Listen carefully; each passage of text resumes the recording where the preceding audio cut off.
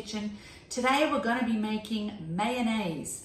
Now I'm not a huge fan of mayonnaise, so I thought I might like it better if I make it myself and know exactly what goes in it. So there's not a lot of ingredients.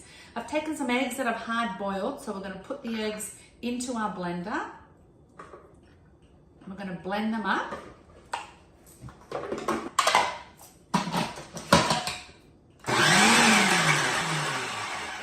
Then we're going to add some olive oil and some, you can use champagne vinegar or white wine vinegar. So I'm going to add some of that. I'm going to add the olive oil. And we add a teaspoon of Dijon mustard and some salt and pepper. And then we're just going to blend it all up and it should get nice and creamy and mayonnaise-y. So let's give it a whirl and see what happens.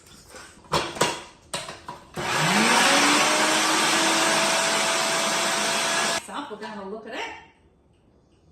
It smells like mayonnaise. We're just going to mix that up a bit and just give it a little bit more.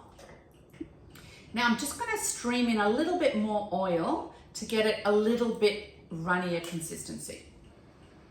Oh, look and see what it looks like. It smells delicious. You want to let it run for quite a bit to get that nice creamy consistency.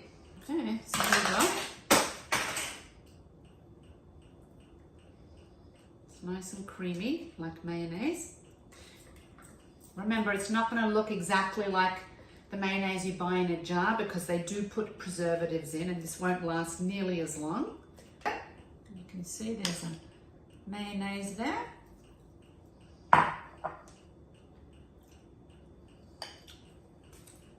Delicious. You can add it to like a potato salad, or you can put it on fish and then crumb it on top. There's so much you can do with it, just like you would a regular mayonnaise. So there you have it, homemade mayonnaise. I'm going to pop it in my squeezy bottle and use it. Enjoy.